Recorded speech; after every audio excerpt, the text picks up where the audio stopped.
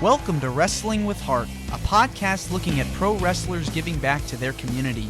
Join me, Stanley Carr, as I interview wrestling's hottest names who use their platforms as entertainers to raise awareness and do community service. Hello and welcome to another edition of Wrestling with Heart. This is the show where we talk with professional wrestlers and professional wrestling personalities about their lives in and outside of the ring, as well as doing acts of charity work, community service, volunteering, and spreading positivity. We're always about the positive vibes here on the show, and with me right now, I've got a very special guest. She's the current AIWF Women's World Champion. Pleased to welcome the one, the only, Ava Brooks. Welcome, Ava, to Wrestling with Heart. Hello, thank you for having me. Yes, it's my pleasure. So, where are you from, Ava? I'm from central Pennsylvania, but whenever I get announced or whatever, I just say Pittsburgh because I'm closer to that side. Philly's pretty far away from me. Okay, so Pennsylvania, was wrestling something you enjoyed watching as a kid? I didn't really get into professional wrestling until I started watching the indies. Wrestling was on in my house, but I wasn't the kid that was like, oh, I'm going to sit down and watch this. Oh, whatever. That's more my brother. But I definitely say once I started wrestling, I had that love grow for WWE, AEW. But yeah, it didn't start for me until I was like 14 years old. Okay, were you like a big into sports or dancing or music? What were your hobbies?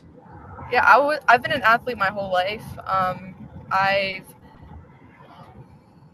I started soccer in like first grade, I think, and then it was basketball, volleyball, twirling, and then I ended up quitting all of my school sports, and I switched to online learning during COVID, and then I started getting into all of the combat sports, so MMA, kickboxing, boxing, all of that stuff.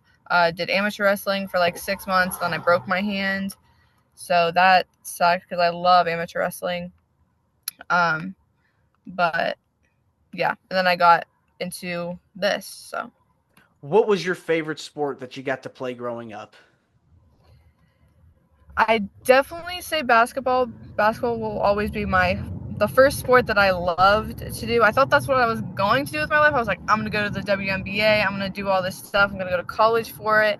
And then being from a small town and you're in a small school, there's a lot of politics and right last names and stuff. So it kind of made me lose the love for that while I was in school. It's hard. It really is. But, if you're determined and have the desire to pursue something, you go after it. And now you're into wrestling, started watching at 14 years old. Who were some of your favorites to watch when you first started watching professional wrestling? I'd say the big ones that I can remember, like Randy Orton, Rey Mysterio, Sheamus, those were pretty big as like early as I can remember. Probably those two. I didn't really watch a whole lot of female wrestling until I started training and stuff, because I don't feel like it was taken as seriously as it could have been. But looking even from the time I was 14 to now, the women's division in general, when you look at any women's wrestling, has changed so much. It's definitely evolved. You had the Divas era, you got into the women's revolution, and you see women like the Bella Twins and AJ Lee and Paige really kind of set that standard. Soraya set that standard for what we see today, and of course you have Charlotte and Becky Lynch and Mercedes and Bayley and all these others, Rhea and Bianca. I mean, the women's division today in WWE and AEW really kicking things up a notch. So I think it's a pretty good time to be a not only a wrestler, a women's wrestler, but a wrestler in general and a female wrestling fan, because there's so much variety. Yeah, 100%. Well, now let's switch to your training. So you start deciding this is what you want to do and pursue the sport, in breaking the industry. Talk to me about the training process for you. How was that experience? So it was a roller coaster, mainly because 3 months before my debut, I ended up getting hurt and made the decision to leave the original training school that I was at. Um, and then whenever I ended up having my debut with Katie Arquette, it was more of like a physical test for me to see where I was training wise, because it wasn't like the first training school did a bad job or anything. It was just we had a point where they taught me everything that they could. At least that's what I believe. And I just needed something different. So I was with them for most of my training up until that debut, for like that 3 months where I was out because I got injured. Um, and then as soon as I debuted, we realized I needed to like work on X, Y, and Z. And I started at Rise with Brandon Kay, and now Glenn Spector is one of our head trainers up there as well. And I'm learning constantly. They're great mentors to have. They will protect you no matter what. Um, so it's just an amazing environment overall. Any pieces of advice that your trainers are giving you that you're applying to now? I feel like the biggest thing that I struggled with was because, like, I was an athlete, like I said, my entire life. So I had the athleticism, but my, like, regular athlete cardio for like basketball, volleyball is so much different than wrestling cardio because you have to learn intervals and all of this stuff. So I think adjusting to the different pacing was probably the hardest thing ever. And like they're constantly on me even now, and they're like, Ava, cardio, cardio, cardio. I'm like, okay, I hear you. um but yeah, cardio was probably the hardest thing to get my body to adapt to. It's a different kind of physical work, and you have to train your body and get used to it over time, and you're building that endurance and muscle, and you're Mm-hmm. working these different body parts. So it's definitely something that you have to condition your body to in order to get it right. So Yeah. you start training, you learn as much as you can. Talk to me about your first few matches. I'd imagine you were probably nervous, but were Oh you? yeah. Talk to me about those first few matches.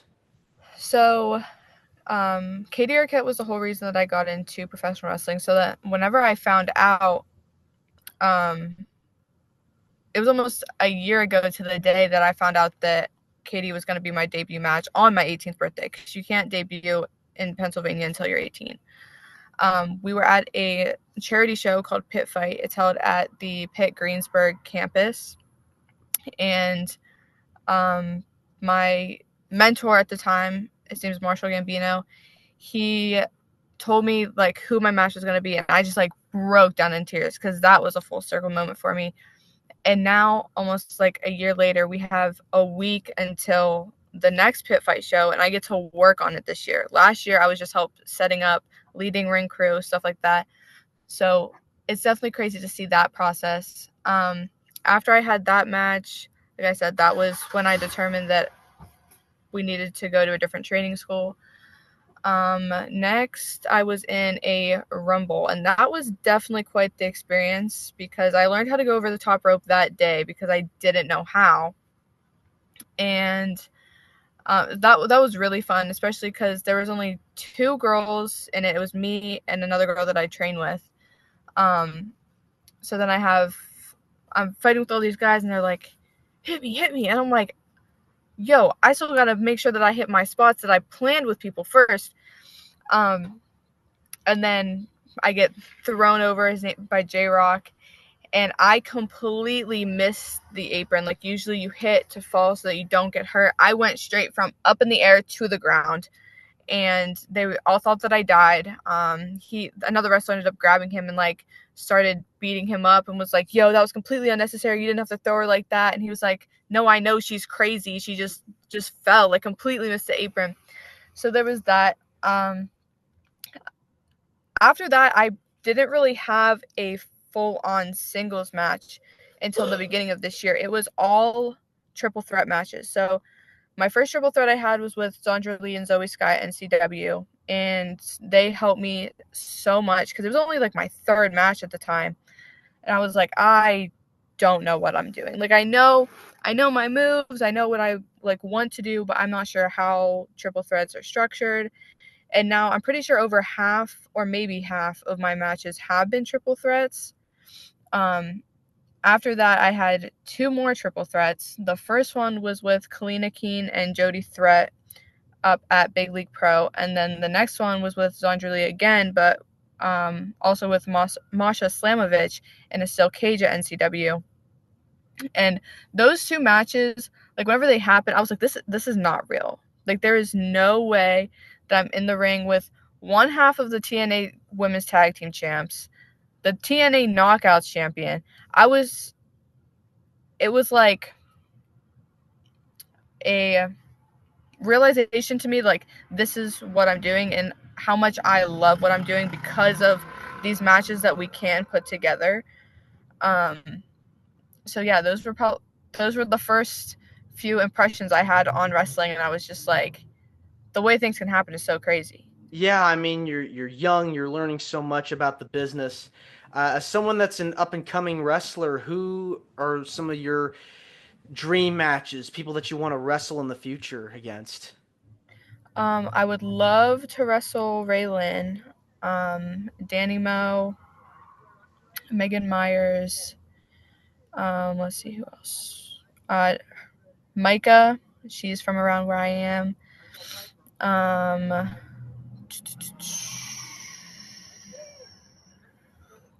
Who else? I had a list on Instagram at one point, and now I just like forgot half of them. Kenzie and Kylie Page. I love how they move in the ring. I love how intense they are. But yeah, those are like the ones that I can think of off the top of my head. Yeah, those are some really good ones. Yeah, you're working with so many people. Starting out. You're really putting the fundamentals together. Mm-hmm. What's your ultimate goal in pro wrestling? I feel like everybody. I'm okay. I can't say everybody because some people they're like, I just want to do this on the weekends for fun, whatever, and that's fine. But I want to make it to WWE or AEW someday. That is the ultimate goal. Um, but in order for me to think about that, I have to think of like taking every day in professional wrestling as a day at a time, because thinking about that big goal can get very overwhelming at times because WWE is the largest known wrestling federation in the world. Mm-hmm. So it like the goal comes with a lot of pressure, but if I can break it up into just taking it a day at a time, it's a lot easier. And for me, I can see it happening more realistically. Yeah, I mean, enjoy the journey because there's so much out there, so much great wrestling out there today. So make the most of it. Have fun, work hard. You're now the current AIWF Women's World Champion. Tell me the feeling it must have felt when you finally won the belt for the first time. Um, it was the whole day was kind of crazy because like I feel like I was in denial, and I was also really scared um, because the way that I was thinking of it was, okay, so Claire's had this belt for how long, and she's been wrestling for how long, and I'm coming down 8 months in, and they're letting me win this belt, and I was like, what if she doesn't like me? What if she doesn't like that I'm taking the belt? So the I feel like I do that a lot. I overthink everything, and I need to work on that, but um I was very nervous, and then whenever I met her and everything was like fine, whatever, I relaxed a little bit. But so a lot of these companies, they see me and I have a very baby face gimmick. Like whenever somebody sees me, they're like, baby face, good person. Okay. So that's what they run with. Not a lot of people will look at me and be like, oh yeah, she could totally be a heel. And I'm just like, I want to be a heel somewhere, right? So they tell me, they're like, we're gonna slowly turn you heel throughout this match. And I was like, okay, cool. And then Clara comes out and they're all cheering her because she hadn't been there in a minute. And I was like, I remember thinking in my head, I'm like, oh, they're gonna hate this. Like, they're gonna hate when I win this. And they did very much so. I remember there was 3 girls at the admission table. I was looking back at the video and their jaws just dropped, and all 3 of them looked at each other like, what just happened? The fans over there immediately started booing me. Some cheered, and then I was put with, like, I call him my agent. His name's Dick Russo. He comes out and congratulates me, and they hate him there. I got the most heat ever. This lady starts booing me. I start booing back at her. I'm like, I'm your champ now. It doesn't really matter. And I just walk away. But getting to the back, and like, even the people that I just met that day were so, like, I don't know how to put it, very accepting. And it felt great to know that I had all of their support as well, because, like, it was my first time there. I didn't know what to expect, but I made a lot of new friends that day. And the day overall was just a very good day, other than it being so cold that I got sick for a week. But it was a super fun time, and I couldn't have asked for a better experience with AIWF and winning the belt and the whole situation in general. Yeah, I mean, hopefully it goes up and up from here and continue the success. I want to switch gears and talk about some of the stuff you've done outside of wrestling. I know that you're very involved with helping tutor young school children and are also looking to pursue a career in the medical field. Tell me about some of the stuff you've done to help out in your community. So the tutoring part is actually, so I'm part of a smaller school because I originally wasn't going to go to college at first. I wanted to take the year to focus on wrestling, take a gap year, and then I was going to go back.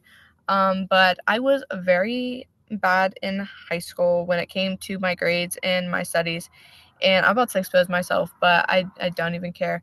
My senior year, my GPA was like a 1.98. I still don't know how I passed my senior year. By the grace of God, though, I did.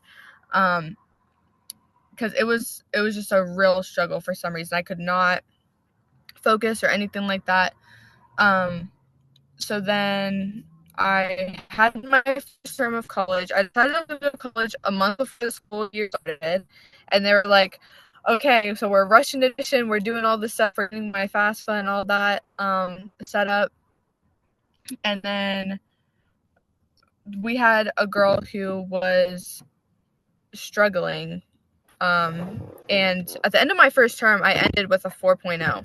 So, like, going from high school where I was like, I don't even know how I passed, to getting a 4.0, I was like, okay, like, I can do this.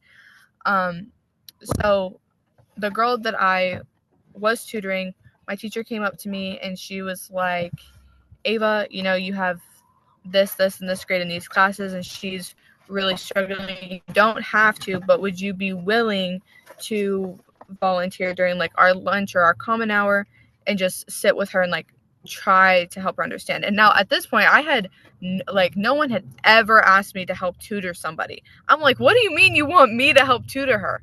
But I was like, yeah, I can do that. So I was helping her. We started to get her caught up, whatever. And now anytime that my school has a student that's struggling, as long as I'm doing well in those classes, they're like, Ava can help them.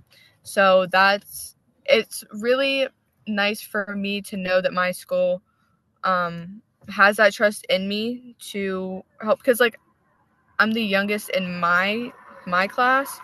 So, and I know that the girl was probably a little annoyed, but I mean, she was close to my age too. But, like, if someone that was younger than me is trying to, like, tutor me in a class, and it's like, you're a baby, what do you know? Then I would understand that. But yeah, my school is super supportive with wrestling too, which is super cool. They posted me on their website. They had me bring the belt to school after I won it because everybody wanted to see it. they all were holding it. They're like, oh my God, this is so heavy. You just get a workout from holding it. It was the funniest thing ever.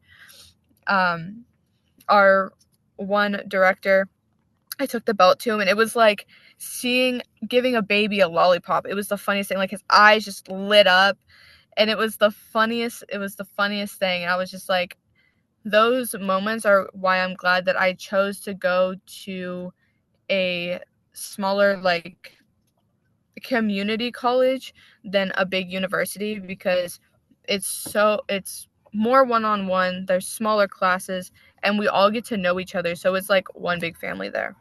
Yeah, and they see that you're reliable and dependable, and they see that you're willing to help someone out when they're not when they're going through such a hard time. It has to feel good inside and very rewarding to know that you've helped them out and they're able to succeed because of your hard work. Yeah, for sure.